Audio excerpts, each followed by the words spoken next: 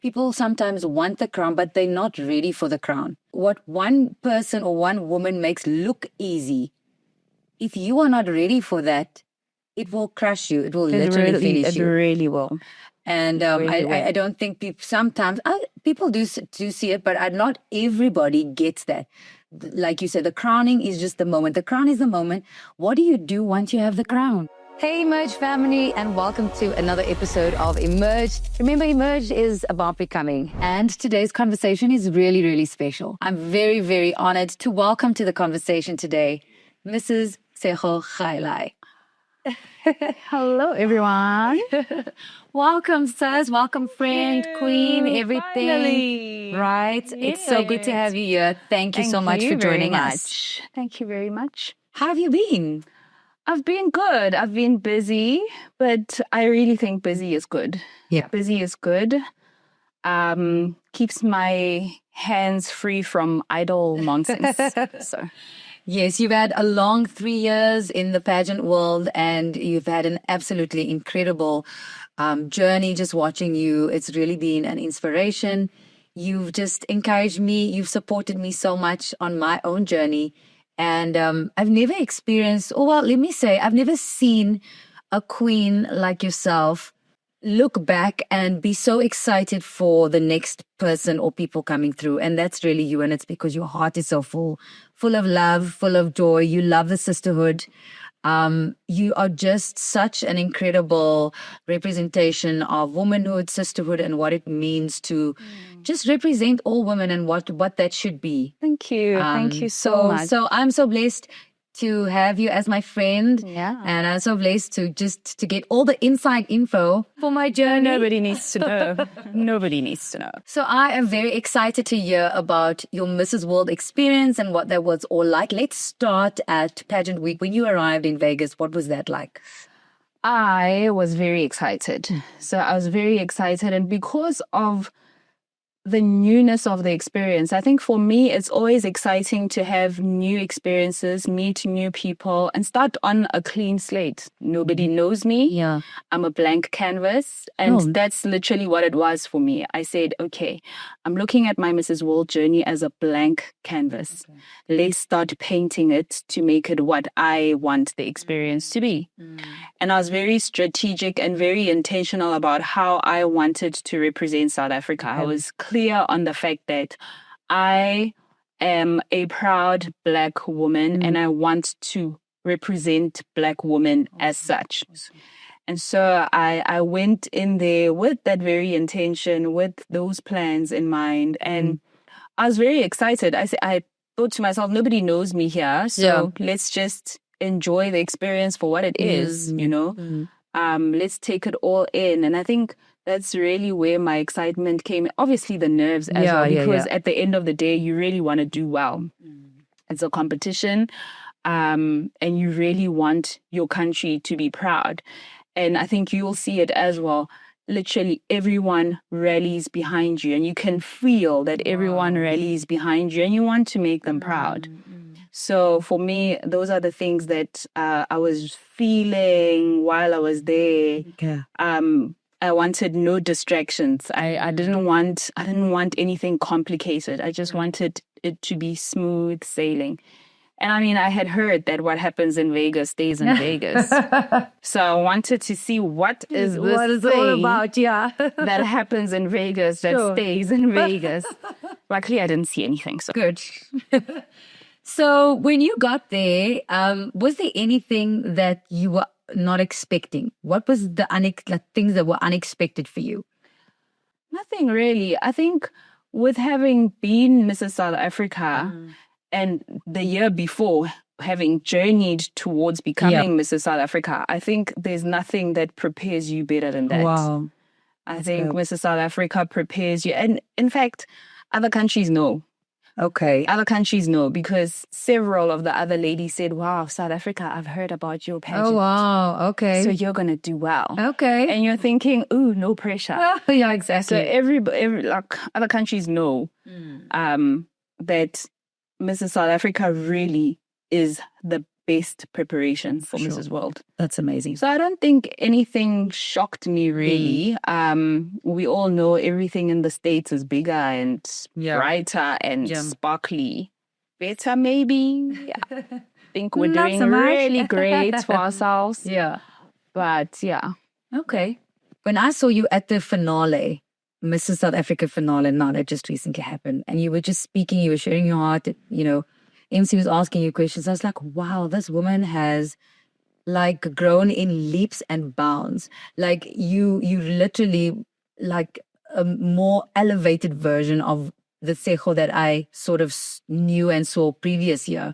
And not to say that she wasn't absolutely amazing, but it was like, you know, an emergence of the next version of who you are and you were. And you stood on that stage and you spoke with so much conviction, so much passion, so much wisdom and grace. And I was just blown away. Wow. I really was blown away. And I was like, wow, this is amazing just to have watched, you know, that emergence and that transformation that happened in just a couple of months. What would you say, or how would you say the Mrs. World stage stretched you and grew you in that year? I think that world experiences definitely shape us in ways that we don't really anticipate. Yeah. And interacting with different people, learning people's circumstances, what moves them, what shapes them, what influences them. It has an impact on us as well. And I think my year as Mrs. World involved a lot of me sharing my story, but it also involved me listening. Okay.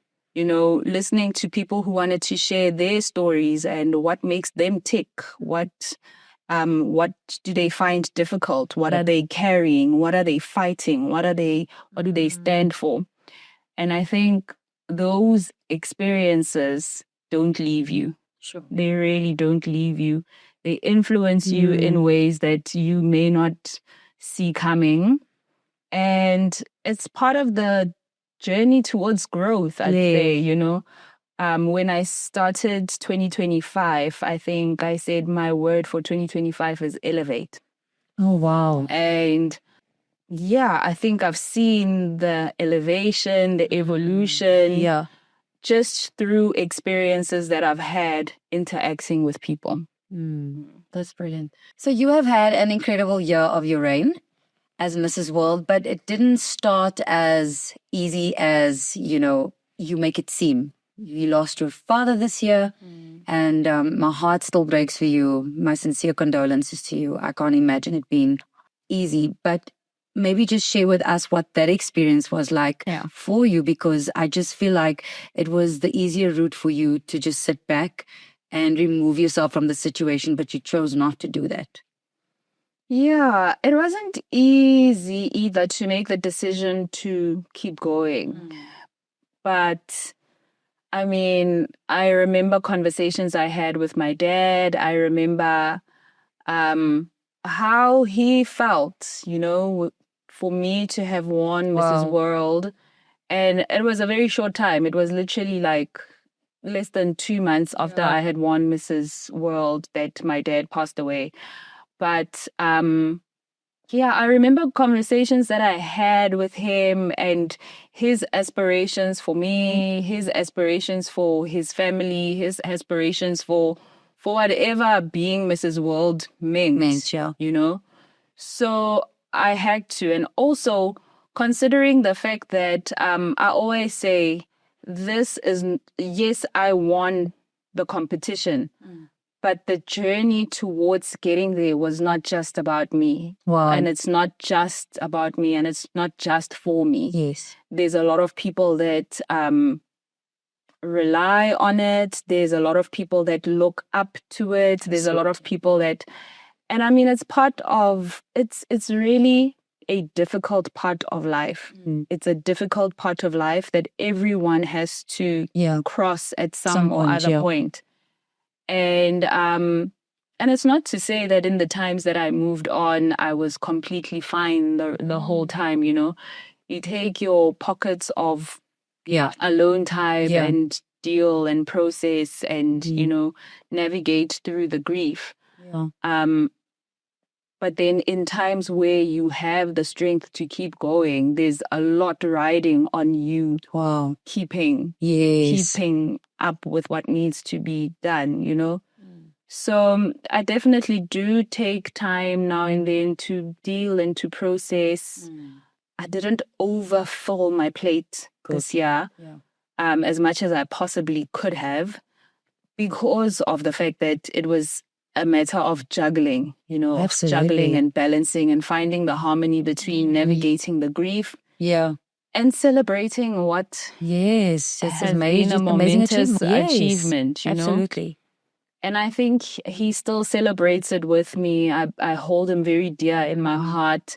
Sometimes I feel like I get like his communication clear in my head, So yeah, it's really about and continuing his legacy, continuing a legacy of things that we spoke about, that we worked on, that we planned. The birth of my nonprofit organization when I was a semi-finalist of Mrs. South Africa. I remember doing the first project with my dad. Wow. At the high school where my mother used to teach. So it's continuing those things and knowing that doing what I think he would expect me to do or he want for me. Because in a way, maybe that gives me comfort to say that I'm doing something that he would be proud of. Yes, absolutely. So it's really been an interesting journey of navigation. You are honoring his legacy. So the way you serve your country, the way you show up, stepping out, even when you could like just take a step back, those I believe are things that honor him and honor who he is, and pay tribute to his life and what he would have loved to have seen. And he is obviously watching and seeing you do all of these incredible things. So it's really, really beautiful. And I wanted to find out from you your thoughts on being the first Black woman to win Mrs. World. What does that feel like? Do you feel a weight of responsibility? Does it feel like what is the emotions and the feelings around that? There's definitely, I was actually having a conversation with a friend about it. And sometimes it's easy to walk a path that someone else has walked because, the footprints are there. Correct. You just need to follow the trail. But then when you become the first of something, whatever it is, the first Black Mrs. World, the first one in your family to graduate, the first, all of those things. When you become a pioneer, very different story. It's a different story because it means the path that's going to be followed is the path that you lay down. Sure. Even from the beginning of my reign, I was very clear that I've always been a proud Black woman and nothing is going to change about that. But this reign, as much as it brings pride to Black people, is not just about Black people. I believe. I intend, right? There are many people who feel for whatever reason that they don't fit a particular mold. You either don't fit in, or you're not the right color, or you're not the right height, or you're not the right size, or for whatever reason, people feel that they don't fit the mold in some or other way. And mine was to say that let this be a reminder. Number one, let it be a reminder that you too, when the time is right, when your time comes, will definitely ascend to the roles that you aspire to ascend to, whatever it may be, whether it's Mrs. World, whether it's whatever it may be. Number two, we tend to want people's approval. So if it's someone else's path that they have laid down, you sort of know what to do, what not to do. You know what's accepted, you know what's going to get the stamp of approval. Sure. But now you're a pioneer. And there's no path that has been approved. You have to create the path. And in the fear of not being liked or approved, or you start shying away from the things that make you you. Sure. And for me, mine was to say, remember what has created you for a time such as this. Stay authentic to it, because it is that was missing that is now needed. So stay authentic to that. Yeah. And I'm very much a girl next door. You know me. I love making people laugh. I love laughing myself. I love just being able to be myself. Yeah. And whether it means I'm dolled up, whether it means I don't have makeup on, whether it means I have my hair down, whether it means I have braids. And I really have walked this year with the intention of really being me. Yeah. Because I really feel like there's no Mrs. World that's like me. Absolutely. There's no Mrs. South Africa that's like me. Just in the same way, there's no Mrs. South Africa that's like you. Yeah, yeah. And the reason you became Mrs. South Africa is because what is special in you. I love that. This was the time for that. Absolutely. And so I will advocate for authenticity until I die. I'm sure. Until I die. So I think those are the things and the conversations that came around being the first Black Mrs. World, and what it meant to me personally, what it means to people around me, what I hope it means, and what I hope it depicts. Amazing. I love that. And you're not lying, because I got some inside info from a friend of mine. You were at an event with him. And she's like, guess who's here? I'm like, who? She's like, she sends me a video of you dancing and having the time of your life. Always. And I'm saying that to your point, just reiterate your point, that you are the same wherever you are. You enjoy your space when you're there. You encourage other people to let their hair down and just be themselves. And that's who you are. I literally said to her, that's how I know her. Yeah. That's the message I sent her. And she was like, oh, she's such a vibe. It's so nice. Was it an event that you attended? And so I love that about you, because that's exactly who you are, wherever you go. That's literally who I am. Yeah. And I wanted to just touch on something that I hear you speak of often. I've heard it, on my journey as a Mrs. South Africa finalist, and you always sort of reiterate this in your messaging. You say it's not so much about the crown itself, that moment. It's about the little crowning moments along the journey. Maybe just share a little bit more about that. The finale and the moment to be crowned, that's one night. That's one night in a journey that has several days and several people and several experiences. To be crowned, that's for one person, and that's one night. And so if we miss out on the experiences in the journey, just because we're so fixated on that one moment and one crown. And maybe it sounds easy for me to say this, because it's easy for you to say that you got the crown. You got the crown, yeah. Do you know what I mean? But getting the crown is not the highlight. Exactly. For me. Even being crowned Mrs. World, that wasn't the highlight for that whole pageant week. Yeah. Getting the Mrs. South Africa crown, that wasn't the highlight for that entire journey. Absolutely. It was great. It was amazing. I can't describe the feeling. It still replays in my head. The moment of being crowned Mrs. South Africa, the moment of being crowned Mrs. World, it still replays in my head like it happened yesterday. Yes. It was amazing. But it's not the highlight. It's not the highlight. And the day that message was shared to me, I thought, okay. This clicks, because there's only one crown.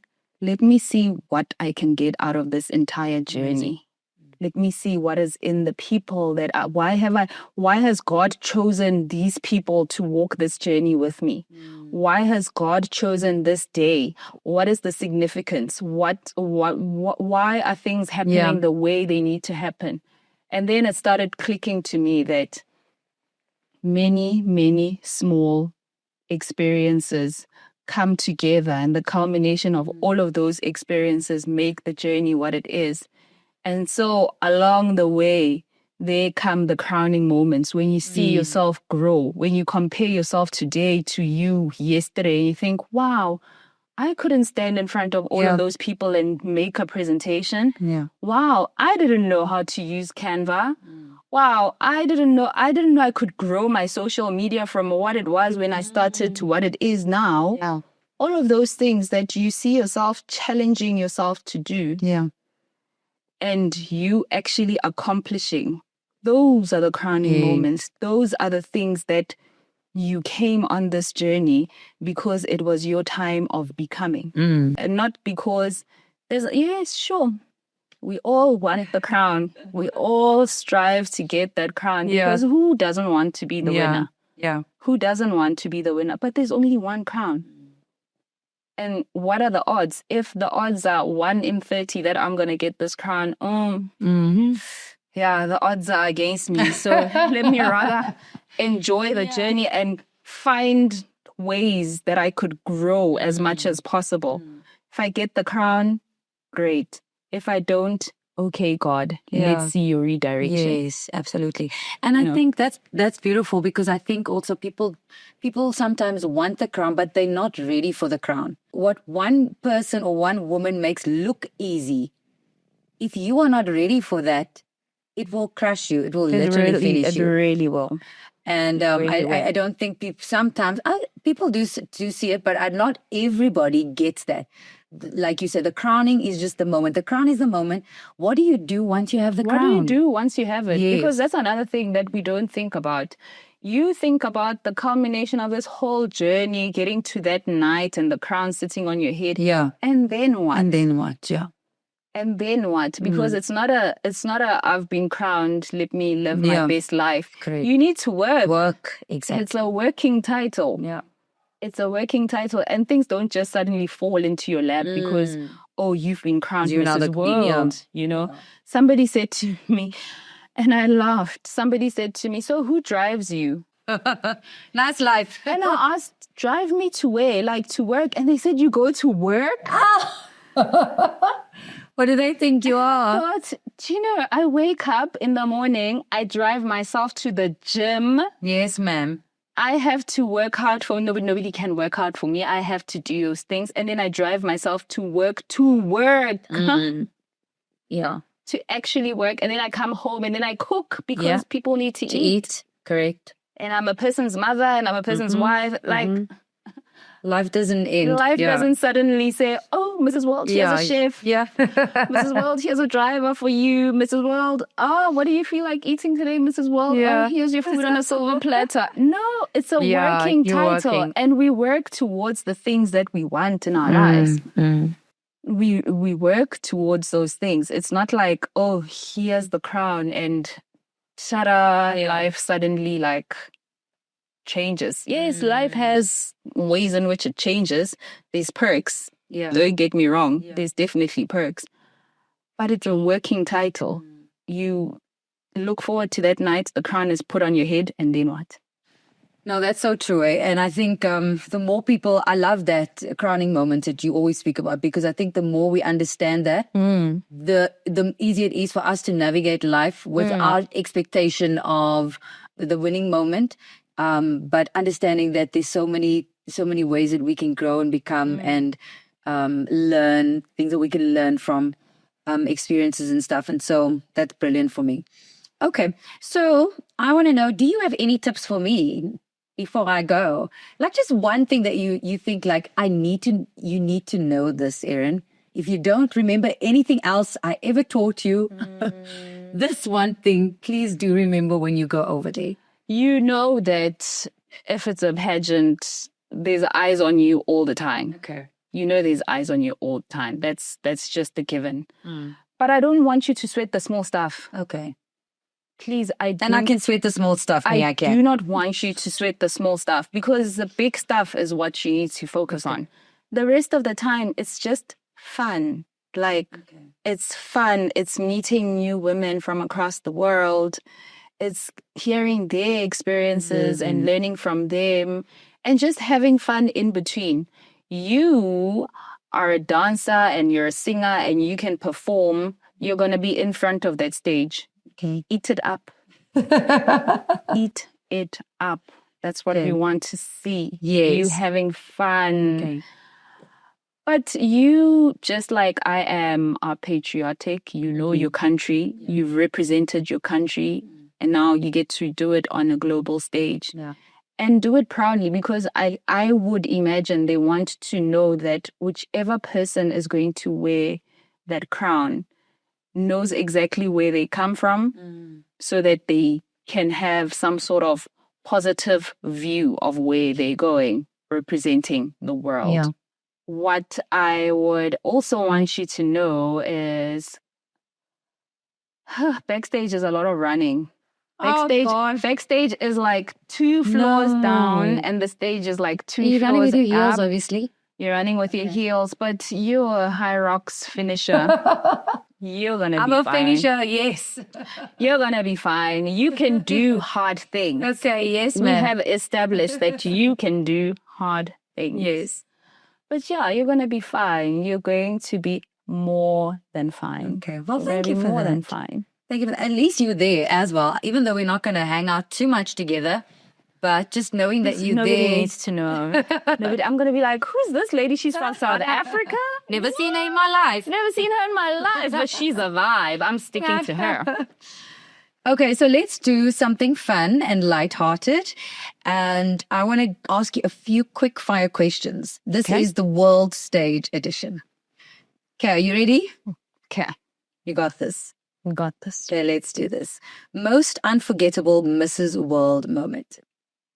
The crowning. One thing you overpacked.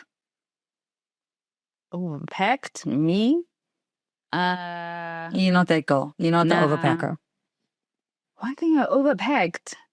Shoes, Tshego, makeup, Yeah, maybe. shoes always. Shoes always. Mm. I will always have 20 million options of shoes. Okay, next question. One thing you were not prepared for emotionally. I thought I was prepared for it, but I wasn't. Missing my son's fifth birthday. Oh, my heart. Missing my son's 5th birthday, and like, I don't know, you know. Wow. I don't know. I'm going to miss his 6th birthday again. I think we're going to pack him in a suitcase and we're going to take him with us. Listen, you know, I thought I was prepared, but I wasn't. Like that moment, I was like, oh, what kind of a mother are you? Gone to a pageant on your son's 5th birthday. Oh, no, Tshego. Oh my gosh. Mom guilt. Mom guilt had me. Mom guilt really had me. But he's fine. Yeah. He's fine. He's so over He's it. amazing. He's amazing. He absolutely adores you. Oh, and I feel the same about him. You know that. Absolutely adores My favorite little human. No. Okay, one word that defines your reign. I don't know if I can call my own reign impactful. I can't do that. Someone else would describe it if it was impactful. But for me, my reign was elevating. Great. Yeah. I think impactful is because if I think of what you've achieved, like you say, pioneering that space, that's huge impact. That's something that no one can take away from you. And so I think it was very, very powerful. And yeah, you had an incredible reign. Yeah. Really, really so much for us to learn from and look up to and aspire to be and following your footsteps. Thank you for carving that path. Thank you. Thank you for pioneering. Thank you for being the first. It is tough to be the first at anything. Yeah. And so not having a blueprint is difficult. Mm-hmm. And you have to navigate and you have to make the decisions that set it for everyone else. So thank you for setting the pace for us. I love you so much. I love you. And I cannot wait to have our moments in Vegas together. Yes, absolutely. What happens in Vegas is not going to stay in Vegas because We're we're going to bring a crown home. Yes, it's not going to ma'am. stay in Vegas. Are we going to do another episode together? Absolutely. Okay, before you go, I just want you to just give a valuable tip or some word of encouragement to a young girl or a woman at home. Just maybe sitting in a challenge, maybe feeling stagnant, or any word of encouragement. Yeah. Okay, I think my message to somebody, and it would be the same message that I would say to my younger self. Yeah. Maybe 10 years ago, maybe 15, 20 years ago, is to find someone who inspires the fire within you. Somebody that you aspire to be like in whatever way. You don't have to be a copycat of that person, but they inspire something in you, something great.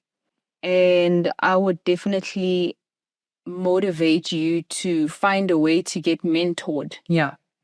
Either by that person or learn from being around them, but mentorship definitely from a young age. I wish I had invested in mentorship much younger. Yeah. Because they've walked that path that you are now walking. And I really, really believe that we're on this earth to be of service to one another. Yeah.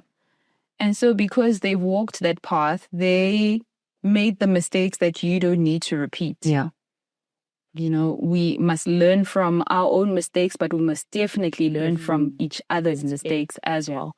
So I definitely would encourage somebody younger or even older to get mentored, get guidance, get, some sort of direction in life. I still get mentored to this day, and I have mentors for different reasons, because I'm still growing, because I'm walking different paths that different people have walked ahead of me. Yeah.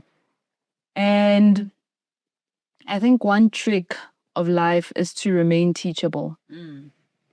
To have a teachable spirit takes you so much further, because there's I think it's a Japanese saying. I don't know if it's a Japanese saying, but I read it recently and it said, if you find yourself on the wrong train, find the nearest stop and get off. Otherwise, it's going to be a very expensive trip. People ahead of us have walked the path. Yeah. They knew when to get off the train. So when they tell us that this is the stop that you need to get off the train, you get off that train. Yeah.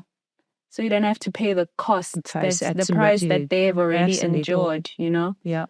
So definitely mentorship, guidance, surround yourself with people that you can grow with, you can grow from, you can take guidance from, and you can figure out the things you need to unlearn in order to learn the ones that are of value. Yeah. And the ones that will take you much further. That's amazing. Thank you for those words of wisdom. Appreciate it so much. Thank you for coming onto the show and giving us your words of wisdom and your pearls of great price. We appreciate it, and excited to just see how you will elevate and continue to emerge into different phases of who you were meant to be. Thank you. And we'll hopefully see you soon. And definitely excited to see you take that world, guys, world. Okay, world, the world, that world stage. Thank you, my friend. So excited for you. If this conversation resonated with you, if it reminded you that becoming is a journey and not a moment, then this space is for you. So make sure you subscribe to the channel so you don't miss any future conversations with the women who lead, build, and emerge with purpose. Share this episode with someone who needs the reminder today, and join us as we continue these honest, powerful conversations. This is Emerge, and your next chapter matters.